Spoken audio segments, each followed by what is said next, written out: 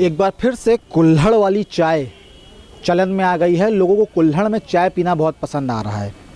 अब ये चीज़ें क्यों वापस लौट के आई और मिट्टी के बर्तन में खाने पीने से क्या फ़ायदा पहुंचता है, इसी को जानने के लिए हम माटीकला मेले में मौजूद हैं और हम जानेंगे।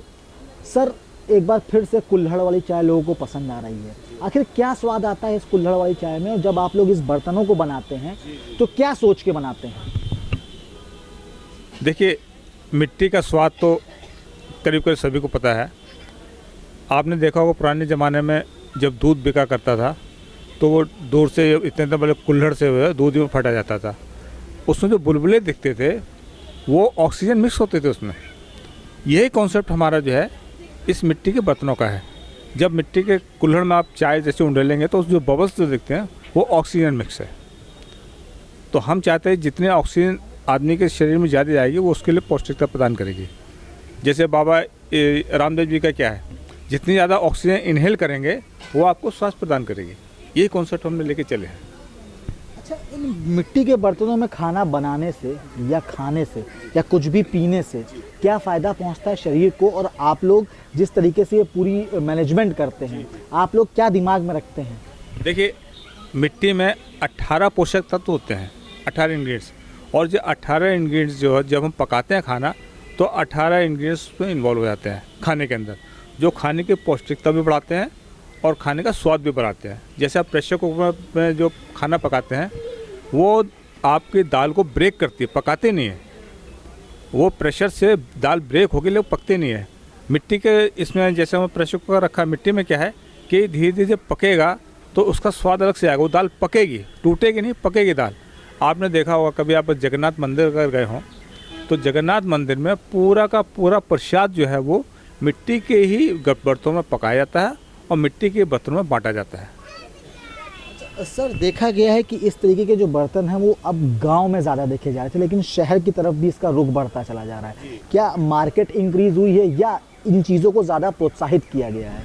देखिए, मार्केट तो इंक्रीज नहीं हुई है लेकिन इन चीज़ों को ज़्यादा प्रोत्साहित किया गया है। अब प्रोत्साहन करने के लिए अभी देखिए, जैसे अभी बीजेपी गवर्नमेंट है वो थोड़ा सहयोग कर रही है हमारे इसमें कि इसको थोड़ा बढ़ावा मिले। बाकी जैसे पढ़े लिखे लोग इसमें ज़्यादा नहीं आ रहे हैं, लेकिन मैं तो राजभाषा अधिकारी रहा हूँ BHL में, और मैं इसको बढ़ावा देने के लिए ही हम जो है योगी जी से मिले थे। माटी का बड़ा कला बोर्ड का गठन हम ही लोगों ने करवाया है, और ये क्या बोलते हैं आपका जो खादी भवन जो माटी उत्तर प्रदेश माटी कला बोर्ड जो बना है उसमें भी हम लोग अपना जो है सहयोग टाइम पे इनको जो है समझाते रहते हैं कैसे आगे क्या करना है। सर, सरकार का कहना है कि 1 डिस्ट्रिक्ट 1 प्रोडक्ट जैसी स्कीमों से जो छुपी हुई प्रतिभाएं हैं, कलाएं हैं, वो निखर कर सामने आ रही हैं। आप क्या मानते हैं इसको? देखिए, कला दैट इज डिफरेंट। जहाँ की कला की आप बात करेंगे वो देखिए सामने एक दुकान लगी हुई है, उधर घुमा लो जरा कैमरा, उस साइड में। तो कला तो आप अगर देखेंगे तो स्टेट बाय स्टेट बदलती है, विलेज बाय विलेज बदलती है, स्टेप बाय स्टेप बदलती है। और कला को देख के जो अच्छी कला होती है, एक मन में एक जो है खुशी का भाव उत्पन्न होता है, वो स्वास्थ्य के लिए बहुत बढ़िया होता है। तो कला भी जो है वो स्वास्थ्य को बढ़ावा देती है, जिस तरह हमारी मिट्टी के बर्तन स्वास्थ्य को बढ़ावा देते हैं। सर, कला का मैं ये कहना चाह रहा हूँ कि ये भी एक कला है, मिट्टी से बर्तन बनाना, उसके बाद मार्केट तक इसको पहुँचाना, लोगों का आकर्षण गेन करना। तो इस सरकार से क्या सहयोग आपको मिला है? सरकार से सहयोग ये मिला है, जैसे पहले क्या था 2017 से पहले जो हमको स्टॉल अलाट होती थी वो किराए पे अलाट हुआ करती थी। और जब से माटी कला बोर्ड का गठन हुआ है तब से सरकार ने आपके क्या बोलते हैं इंदिरा गांधी प्रतिष्ठान में और जैसे ये मेला लगा है यहाँ पे फ्री स्टॉल आवंटित किए गए हैं। तो इतना ही बहुत है कि फ्री स्टॉल आवंटित हो जाए और आदमी अपना मार्केट अपने सामान ला के बेच सके। ये सहयोग कम नहीं है। सर, दिवाली का त्यौहार नज़दीक है, जब भी आप यहाँ से घरों की तरफ अपने जाएंगे, दिवाली मनाएंगे, क्या लगता है आपको कि यहाँ से जाने के बाद आपकी दिवाली सच में खुशहाली होगी?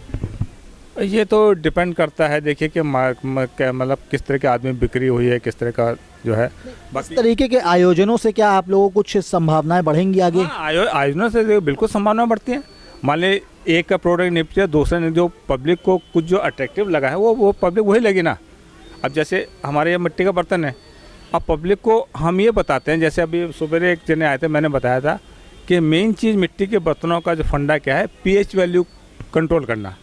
चाहे वो पेय पदार्थ हो, चाहे वो खाने का पदार्थ हो, उसको पीएच वैल्यू कंट्रोल करता है। आप एक कुल्हड़ का, आप एक प्लास्टिक का या उसका कांच का गिलास ले लीजिए और एक मिट्टी का गिलास ले लीजिए, उसके बाद आप लिटमस पेपर डालिए उसमें, तो आप देखिए पीएच वैल्यू जो है आपके गिलास, कुल्हड़ के, ये मिट्टी गिलास में पीएच वैल्यू बिल्कुल 7 के आसपास आएगी, और बाकी में कहीं जो है 9 जा रहा है तो कहीं बिलो जा रहा है।